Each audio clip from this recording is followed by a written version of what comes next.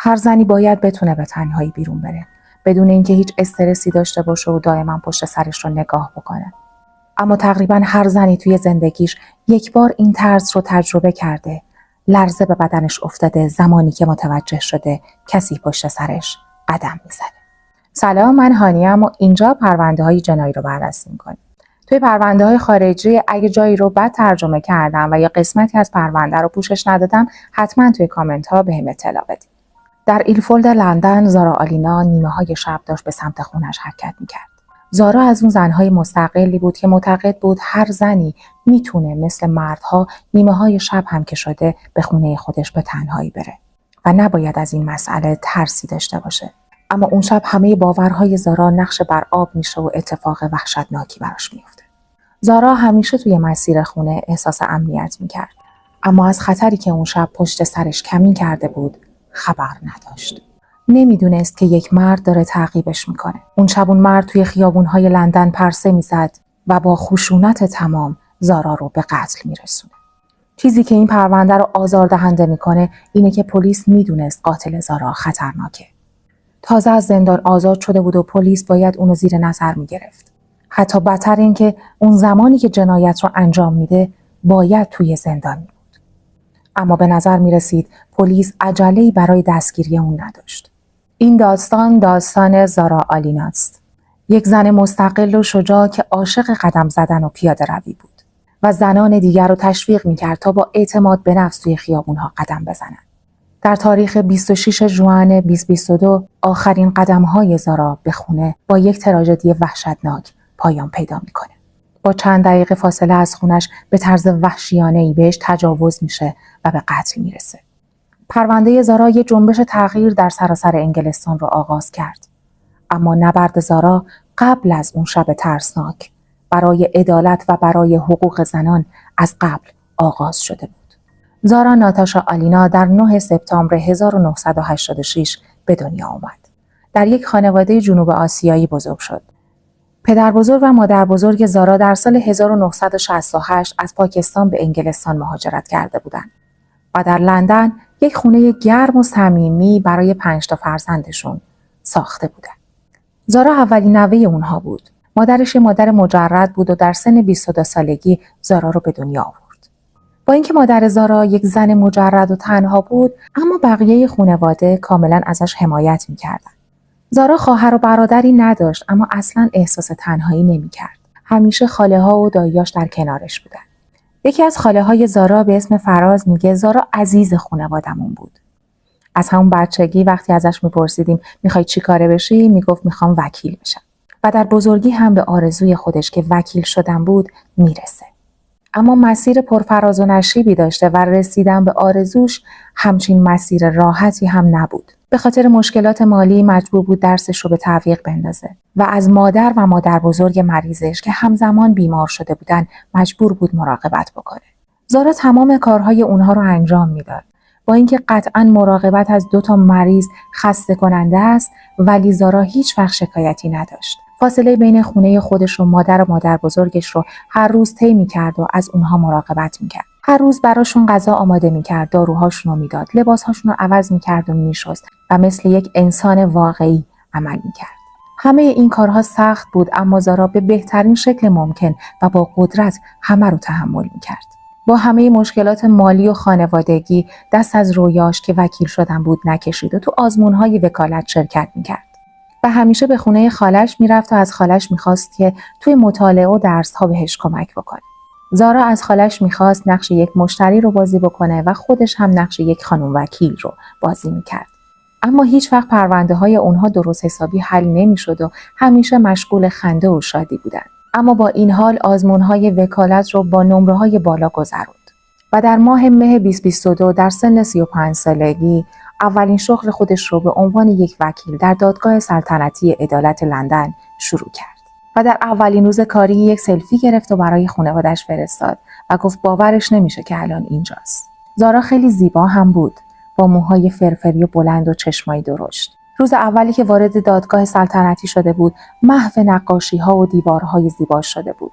بعد از سالها کار سخت و فداکاری برای خانواده‌اش بالاخره تونسته بود وکیل بشه.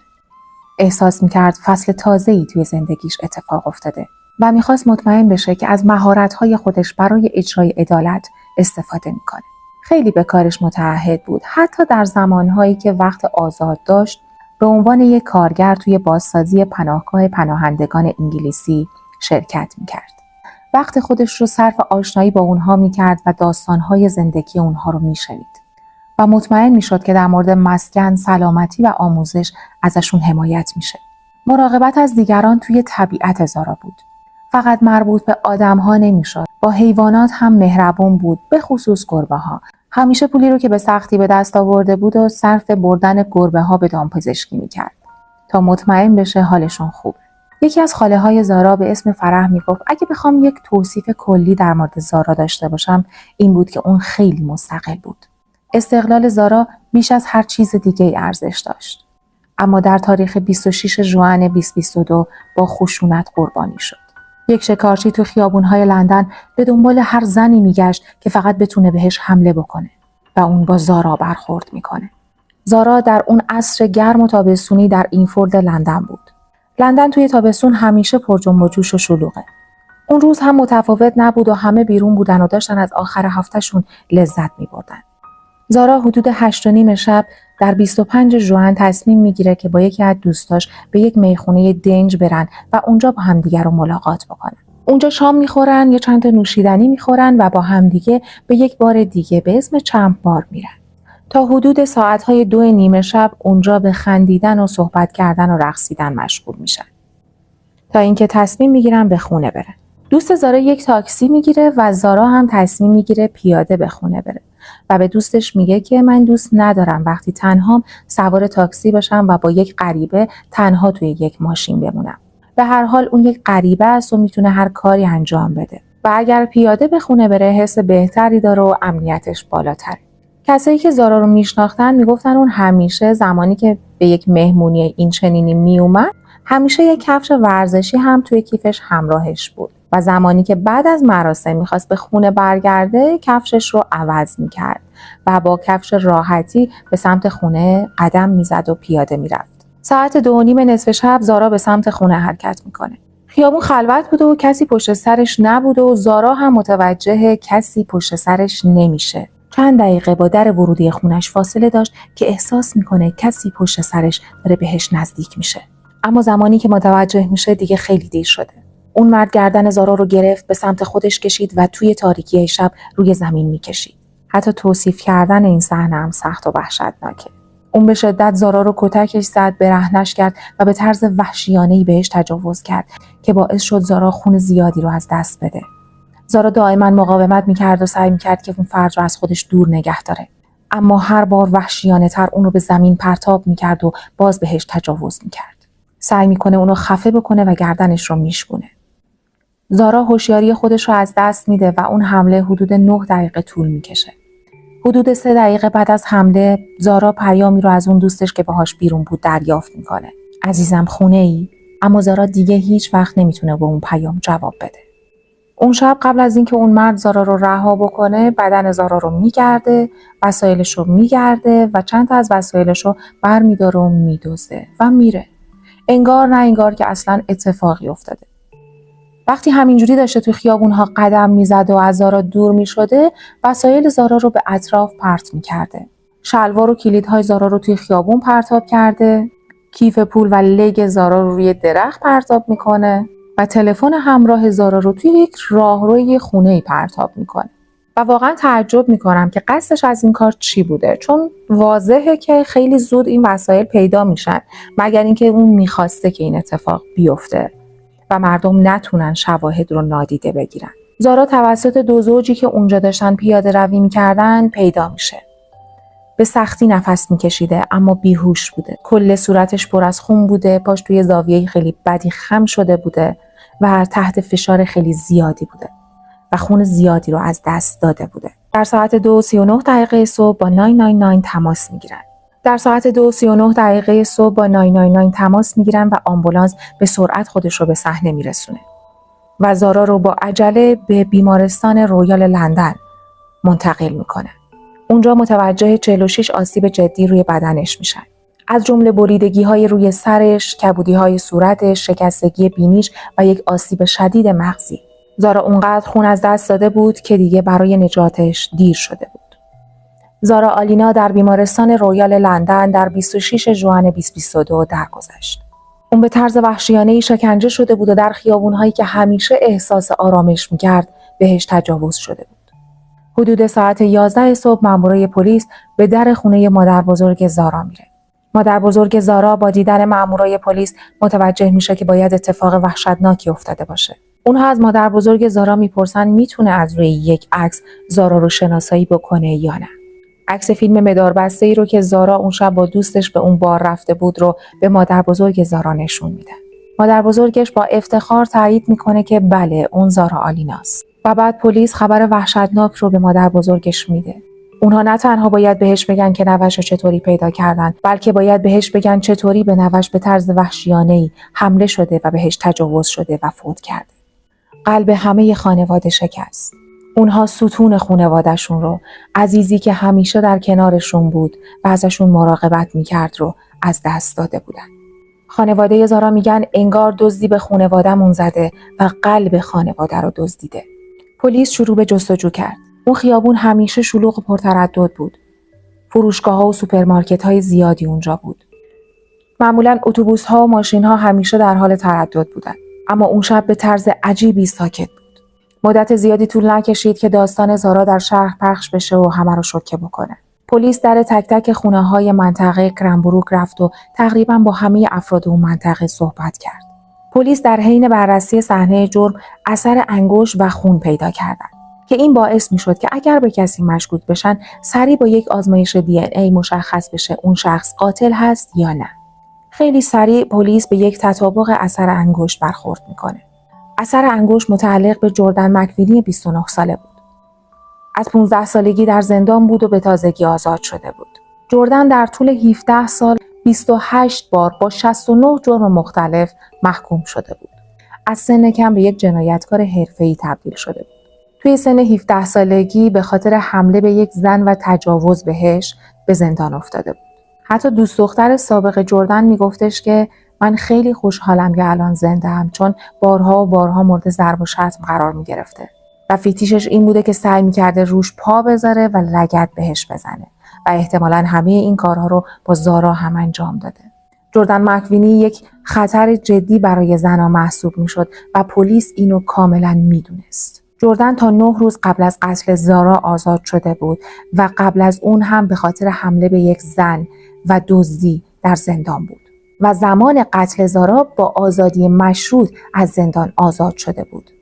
زمانی که مجرمی شامل آزادی مشروط میشه میتونه قبل از تمام شدن محکومیتش آزاد بشه. اما تحت نظارت کامل پلیس باید قرار بگیره. یه سری قوانین رو باید رعایت بکنه و توی کلاس‌های توجیهی که براشون گذاشته میشه شرکت بکنه و اگر این قوانین رو نقض بکنه باید دوباره به زندان برگرده. در واقع هدف از آزادی مشروط کمک کردن به یک زندانی برای برگشتن به روال عادی زندگیه و جردن قوانین آزادی مشروطش رو نقض کرده بود. هیچ کدوم از کلاس‌های توجیهیش رو شرکت نکرده بود. بنابراین توی تاریخ 24 ژوئن 2022 باید دوباره به زندان برگردونده میشد. اما پلیس نتونست ازش آدرسی پیدا بکنه. وقتی به محل زندگیش میرن اونجا نبوده و پلیس به خودش زحمت بیشتری نداد که دنبالش بگرده.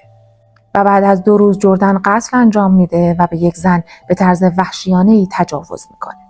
پلیس مسئول این مرد خطرناک بود و به خوبی آگاه بود که چقدر این مرد برای زنها خطرناکه. پلیس بیشتر از همیشه عجله داشت که جردن رو پیدا بکنه، اما هیچ آدرسی ازش نداشتن. به خاطر اینکه جردن اکثر زندگیش رو توی زندان به سر برده بود و عملاً یه بیخانمان بود. مشخص نبود که کجا زندگی میکنه، کجا میخوابه و چی میخوره. پلیس نمیدونست باید از کجا شروع بکنه و بهترین چیزی که داشتن همون فیلم‌های مداربسته بود.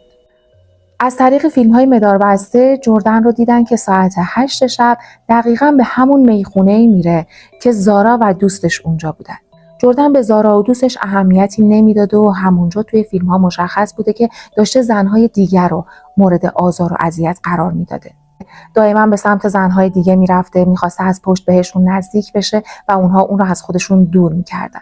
حدود ساعت 11 شب بعد از دادن پیشنهاد سکس به یکی از کارکنای زنی که اونجا کار میکرده، از اونجا اخراجش میکنه.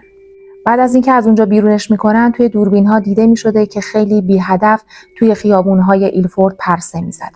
واضحه که مست و خماره و تلو تلو میخورده. توی خیابون‌ها به دنبال یک زن راه میفته. زن که متوجه میشه که جردن به دنبالشه، سرعتش رو بالا میبره و به داخل یک فروشگاه میره. جردن هم به دنبال زن داخل فروشگاه میره. چرخی میزنه اما زن رو پیدا نمیکنه. به خارج از فروشگاه میاد و سعی میکنه اونجا منتظرش بمونه و به خودش میگه بالاخره که از فروشگاه میاد بیرون. زن که از فروشگاه بیرون میاد و جردن رو اونجا میبینه، شروع به دویدن میکنه و سعی میکنه فرار بکنه و خوشبختانه موفق میشه که نجات پیدا بکنه. بعد از اون جردن به یک رستوران میره و غذا سفارش میده. همونجا زنی رو میبینه که مشغول غذا خوردنه. در حالی که به زن نگاه میکرده، دستش رو به شلوارش میبره و شروع به خودارضایی میکنه. زن بلند میشه و از رستوران خارج میشه و جردن هم پشت سرش خارج میشه. زمانی که از رستوران خارج میشه، یه زن دیگه حواسش رو پرت میکنه. به سمت زن میره و دستش رو لای پاهای زن میکشه. چقدر یک آدم میتونه مریض و ترسناک باشه. ساعت 2:30 نصف شب شده بود و اون برای کارهای وحشیانش هنوز موفق نشده بود کسی رو پیدا بکنه تا اینکه چشمش به زارا آلینا میفته. دوربین‌ها نشون میدن که زارا با اعتماد به نفس کامل توی خیابون‌ها قدم میزده. جردن کاملا تمرکزش رو روی زارا قرار داده بود. انگار نه انگار که دوربین‌ها دارن اونو ثبت میکنن. براش هیچی مهم نبود. به زارا نزدیک میشه و بهش حمله میکنه. بعد از اینکه کار وحشیانش رو با زارا تموم میکنه، ساعت 2:47 صبح به کاروان دوستش میرسه. کاروان نزدیک یک نمایشگاه پارک شده بود. ساعت 3 بعد از ظهر روز بعد، جردن از کاروان خارج میشه. اطراف نمایشگاه شروع به پیاده روی میکنه. هیچ کس نمیدونست که داخل اون کیف لباسهای پر از خونیه که چند ساعت قبل به طرز وحشیانه‌ای به یه نفر تجاوز کرده و اونو به قتل رسونده. کیفش رو به زیر یک کاروان دیگه‌ای که اون نزدیکی پارک بوده پرتاب میکنه. من نمیدونم واقعا توی سرش عقل نداشته که اگر اون کاروان حرکت کنه کاملا اون کیف رو میتونستن پیدا بکنن. پلیس به کاروان دوست جردن میره و جردن رو که در وسط روز خواب بوده رو بیدار میکنه. پلیس بهش میگه جردن مکفینی، شما به جرم تجاوز و قتل یک زن در نیمه‌های شب 26 ژوئن 2022 بازداشت هستی. لازم نیست هیچی بگی و اگر هر حرفی بزنی ممکنه بر علیهت استفاده بشه. جردن به ایستگاه پلیس برای بازجویی احضار میشه. تمام مدت خمیازه میکشید و خیلی بی‌تفاوت بوده. جردن میدونست که این بار برای مدت طولانی به زندان میره. مدارک و فیلم‌های مداربسته‌ای که وجود داشت، اثر انگشت و خونی که در صحنه پیدا کرده بودن، دیگه حرفی برای گفتن باقی نمیذاشت. اگر پلیس کارش رو درست انجام میداد و 2 روز قبل جردن رو به زندان برمیگردوندن، شاید الان زارا زنده بود.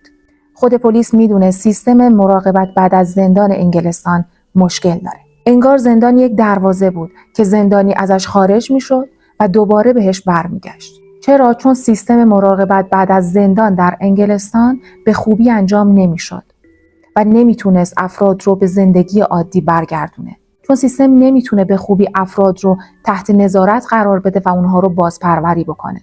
واسه همین وقتی که از زندان خارج میشن، هیچ پیگیری هنگام خروج از زندان روشون انجام نمیشه. مخصوصاً مجرم‌های جنسی و خشونت‌های خانگی زمانی که آزاد میشن، فهرست زن‌هایی که توسط این افراد به قتل میرسن خیلی بالاست. در سال 2022 آمار نشون میداد که از هر 3 زن 2 زن مورد تجاوز قرار میگرفتن. و اینکه در نیروهای پلیس بریتانیا جنسیت گرایی و نفرت از زنان وجود داره و افسرهایی در این سیستم وجود داره که اصلا نمیدونن خشونت علیه زنان یعنی چی و چه چیزهایی باعث آزار زنان میشه و برای اونها خطرناکه. در 17 ژوئن 2022 دقیقاً 9 روز قبل از قتل زارا، جردن با حکم مشروط خطر متوسط از زندان آزاد میشه. همین حکم مشروط خطر متوسط نشون میده که جردن برای جامعه تا حدی خطرناکه و چیزی که آزاردهنده است اینه که حتی زمانی که جردن داخل زندان بوده همچنان کارهای خشونت‌آمیزش رو انجام میداده. زندانیان رو تهدید می‌کرده، زندانبان‌ها رو تهدید می‌کرده، آزار و اذیت جسمی بهشون وارد می‌کرده، کتککاری می‌کرده. حتی یک بار توی زندان با سلاح دیده شده. پس چطور ممکنه شخصی که این کارها رو انجام داده با حکم خطر متوسط آزاد بشه؟ جردن هیچ علامتی از پشیمونی و ندامت از کارهایی که انجام داده نداشت. کارهایی که قرار بود در زمان آزادی انجام بده، اول که دادن یک آدرس مشخص و دقیق بود که باید یک آدرس مشخص و دقیق رو به پلیس میداد. باید به صورت مداوم تو کلاس‌های توجیهی شرکت میکرد. اما جردن به هیچ کدوم از این قوانین پایبند نبود. جردن آدرسی به پلیس میده که اصلا اونجا زندگی نمیکرده. اون گفته برای یه مدتی میره پیش مادر بزرگش چون بعد از آزادی مادرش اونو نمیخواسته. اما در 27 ژوئن 2022 زمانی که پلیس به در خونه مادر بزرگش میره، مادر بزرگش اعلام بیخبری میکنه و میگه از جردن خبر نداره. تمام خانواده جردن میدونستن که اون چقدر خشن و ضد اجتماعه. برای همین نمیخواستن کنار جردن بمونن و جردن رو به خونهشون راه نمیدادن. واسه همین جردن در تاریخ 17 ژوئن 2022 بدون هیچ آدرس مشخصی که به پلیس بده آزاد میشه. این نشون میده که پلیس کارش رو به درستی انجام نداده. این نشون میده که مأمور مراقبت از جردن یا خیلی مشغله کاری زیادی داشته که اصلا این مسئله براش مهم نبوده یا تازه کار بوده. اون مأمور خیلی راحت میتونست جردن رو تا زمانی که یک آدرس دقیق به اونها بده توی زندان نگه داره. پلیس به در خونه مادر جردن میره. مادر جردن هم میگه اون به تازگی اینجا اومده، خیلی مست و بی‌ادبانه رفتار کرده، منم از خونه بیرونش کردم. بعد از آزادی مشروطش نه خونه مادر بزرگش بود، نه خونه مادرش بود و نه حتی سومین جلسه توجیهیش رو شرکت کرده بود. اینجا پلیس درخواست برگردوندن جردن رو به زندان صادر میکنه، اما مدارک بازخوانی تا 48 ساعت اصلاً بهش رسیدگی نمیشه و امضا نمیشه. و 2 روز تمام اون مدارک روی میز افسر پرونده قرار گرفته بوده. رسما توی تاریخ 24 ژوئن 2022 اعلام شده بود که جردن باید به زندان برگرده تا امنیت عمومی تضمین بشه و پیامدهای جدی و فاجعه باری که الان داریم راجبش صحبت میکنیم اتفاق نیفته. این سهلنگاری‌ها به جردن این فرصت رو داد که یک قتل وحشیانه رو انجام بده. خانواده زارا خیلی غمگین و وحشت زده بودن، ولی میخواستن از حق زارا دفاع بکنن و به کسی اجازه ندن که زارا رو سرزنش بکنه که اون موقع شب توی خیابون‌ها چیکار میکرده. خاله زارا کسی بود که با پلیس و رسانه‌ها برخورد میکرد. 3 روز بعد از مرگ زارا خانواده‌اش یک بیانیه قدرتمند منتشر میکنه و میگن زارا شجاع بود. نه تنها زنده بود بلکه زندگی میکرد. همه جا پیاده میرفت و کفش‌های مهمونیش رو توی کیفش میذاشت و با کفش ورزشی شروع به پیاده روی میکرد. 1 هفته بعد از مرگ زارا صدها نفر در جاده کرنبروک جمع شدن تا زارا رو به خونه ابدیش همراهی بکنن. همه با لباس سفید اومده بودن و عکس زارا رو به دست گرفته بودن و با گل‌هایی که در دست داشتن به زارا ادای احترام می‌کردن. در 14 دسامبر 2022 جلسه دادگاه جردن مک‌وینی در دادگاه اولدبیلی لندن آغاز شد. اون به تجاوز جنسی و قتل زارا اعتراف کرده بود. روز خیلی سردی توی لندن بود، اما توی خیابون‌ها پر از شور و هیجان بود و زن‌ها و فعال‌های سیاسی، دوستان و خانواده زارا توی خیابون‌ها بیرون از دادگاه عکس‌های زارا رو در دست داشتن. همه خارج از دادگاه جمع شده بودند و خواستار پایان خشونت علیه زن‌ها بودند. در داخل دادگاه هم خانواده و دوستای زارا و رسانه‌های سراسر کشور حضور پیدا کرده بودند. مادر زارا به خاطر مشکلات روحی که برای اون پیش اومده بود و دردی که میکشید نتونسته بود توی دادگاه دخترش شرکت بکنه. اما خاله‌ها و مادر بزرگش توی دادگاه حضور داشتن. جردن از حضور در دادگاه امتناع کرده بود و از زندان خارج نمیشد. طبق قانون اگر گناهکاری به گناه خودش اعتراف بکنه میتونه توی دادگاه حضور پیدا نکنه. و وکیل جردن به خانواده زارا گفته بود جردن نمیخواد توی دادگاه شرکت بکنه چون نمیخواد فیلم دوربین‌های مداربسته رو ببینه. اما به نظر من این بی‌انصافیه. اون باید توی دادگاه حضور پیدا میکرد و ثانیه به ثانیه اون فیلم‌ها رو میدید و تو چشم خانواده زارا نگاه میکرد. وکیل جردن یه گزارش روانشناسی ارائه میده و میگه جردن توی خانواده خیلی مشکل داری بزرگ شده. توی خانواده‌اش خیلی خشونت خانگی وجود داشته و حتی یکی از خاطراتی که جردن تعریف کرده بود این بود که یادش میاد از دوران کودکیش که پدرش مادرش رو سعی داشته توی وان حموم غرق بکنه.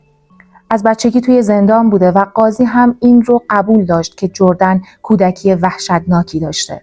اما هیچ کدوم از اتفاقات دوران کودکیش نمیتونست توضیحی باشه برای اعمالی که جردن اون روز انجام داده بود. جردن مسئولیت اعمالش رو قبول کرده بود و درخواست کاهش مجازات داشت. اما درخواست اون رد میشه. جردن مک‌وینی رو به حبس ابد با حداقل 38 سال حبس محکوم کردن. اما باز هم جردن حاضر نشد توی دادگاه شرکت بکنه و درخواست تجدید نظر بده. جردن زارا رو از همه چیزهایی که قرار بود انجام بده محروم کرده بود. 2 ماه بعد از قتل زارا در تاریخ 28 اوت 2022 صدها نفر جمع شدن تا به یاد زارا تظاهرات بکنن و اسم اون تظاهرات رو پیاده روی گذاشتن. توی عکس‌هایی که در دست‌های اونها بود فقط عکس زارا نبود. عکس چندین زن دیگه هم که در خیابون‌های لندن کشته شده بودن هم در دست اونها بود. افسرهای پلیس به جای اینکه از اونها محافظت بکنن فقط از اجساد اونها عکس گرفته بودن و در گروه واتساپی که حدود 40 نفر عضو داشت فرستاده بودن. و تقریبا همه اون 40 نفر نظراتی رو ارسال کرده بودن و به اون زنها اهانت کرده بودن. خشونت علیه زنها نه تنها در انگلستان بلکه در تمامی جهان در حال افزایشه. زنها حق دارن که یک زندگی امن داشته باشن و بدون هیچ ترس و دلهره‌ای در خیابونها قدم بزنن. با این آرزو که امیدوارم دنیا جای بهتری برای زنها باشه این ویدیو رو به پایان میرسونم. اگه تا اینجای ویدیو با من همراه بودین ممنون میشم که با لایک و کامنت هاتون ازم حمایت بکنین. هر هفته توی کانال ویدیو جدیدی گذاشته میشه، پس با زدن دکمه سابسکرایب از ویدیوها با خبر میشین. مراقب خودتون باشین. خداحافظ.